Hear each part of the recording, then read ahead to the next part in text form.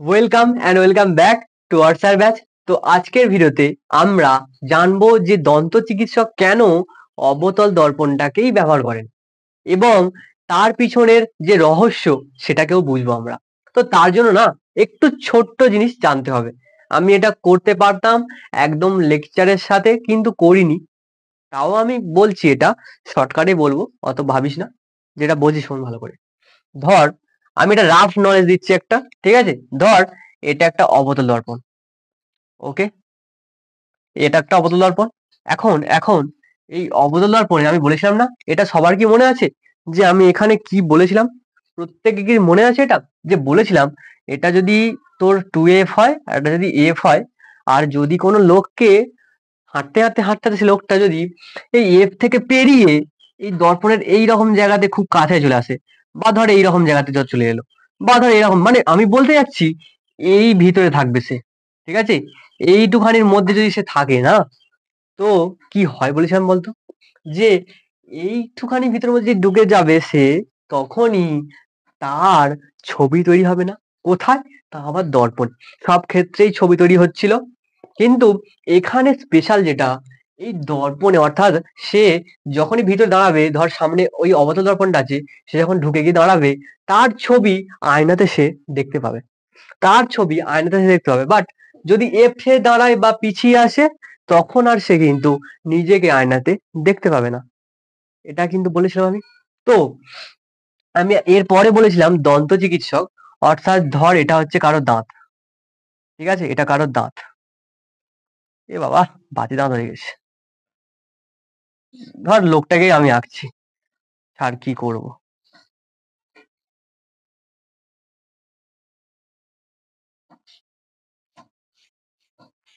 ওকে,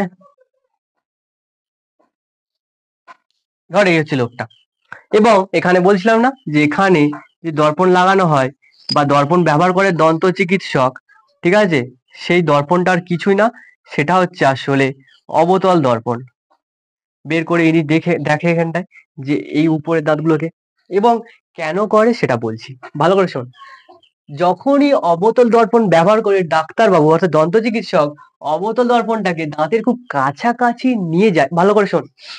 অবতল দর্পণ ব্যবহার করে ডাক্তার অর্থাৎ দন্ত চিকিৎসক যখন রোগীর দাঁতের কাছাকাছি অবতল দর্পণকে নিয়ে যায়, এবং দাঁতটি যখন এমন একটা অবস্থানে চলে আসে, অর্থাৎ এই ফোকাসের মধ্যে চলে আসে না, দর্পণ আর ফোকাসের মধ্যে, ভালো করে দেখ। দর্পণটা যদি সরি সরি সরি সরি এখানে নিয়ে চলে আসে, এরকম জায়গাতে দর্পণটাকে নিয়ে চলে আসে, তো এরকম হবে না? তো দাঁতটা দর্পণের খুব কাছে হবে না, তার মানে এইরকম জায়গাতে দাঁত ঢুকে যাবে না? তো দাঁত যদি ফোকাসের মধ্যে ঢুকে যায়, তার ছবি আয়নাতে হবে না? মানে এই আয়নাতে দর্পণে হবে না ছবি? হ্যাঁ কি না বল? প্রত্যেকে বল, রেসপন্স কর। হবে তো? তো যদি ছবি তৈরি হয়, তখন ছবিটা কেমন হয়? বড় আকারে হয়। তার জন্য দাঁতটাকে সে বড় আকারে দেখবে, ঠিক আছে? এবং সেটা তো সব সুবিধাজনক, এর জন্যই ব্যবহার করা হয়। আমি কি লিখবো না তোরা লিখবি? আমি লিখবো না তোরা লিখবি এটা? আমি লিখে দিই, চল লেখ। ছবি আঁকতে হবে না, ঠিক আছে? এরকম ছবি আঁকলে পরীক্ষক দেখে কি বলবে? কিছু বলবে না যদিও, তবে দেখে তোর প্রতি প্রচুর প্রশংসিত হবে, ঠিক আছে? আর কিচ্ছু না। চল দেখ, উত্তর হচ্ছে এটা। দন্ত চিকিৎসক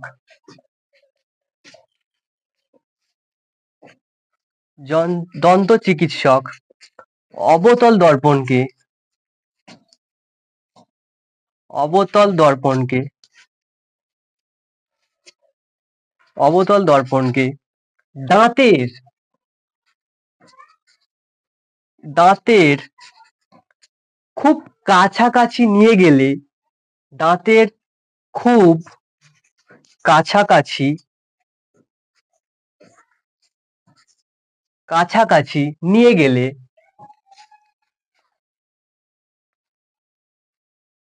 নিয়ে গেলে দাঁত তখন অবতল দর্পণটি অর্থাৎ দর্পণটির ফোকাসের মধ্যে অবস্থান করে। দাঁত তখন দর্পণ আর ফোকাসের মাঝে অবস্থান করে। এই দেখ, এটা হচ্ছে আয়না, এটা হচ্ছে দর্পণ। তো এটা দর্পণ, এটা ফোকাস, তার মাঝে অবস্থান করবে না? আর তখনই তো এপারে ছবি তৈরি হবে, অর্থাৎ আয়নাতে ছবি তৈরি হবে। তো লেখ, নিয়ে গেলে দাঁত তখন দাঁত দাঁত অবস্থান করে না, মানে ও থাকছে ওখানটায়, নিয়ে যাওয়ার জন্য হচ্ছে। তো দাঁত তখন দর্পণ দর্পণ এই খালি রেপ এখানটা, দর্পণ ও ফোকাসের মাঝে বা মধ্যে লেখনা, মধ্যে অবস্থান করে।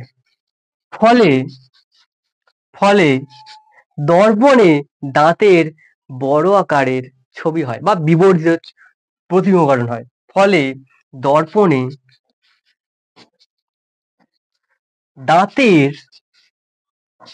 কামড়ে দিয়ে ছবি তৈরি করে। দাঁতের বৃহদাকার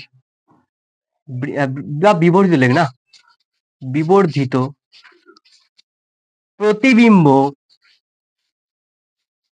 প্রতিবিম্ব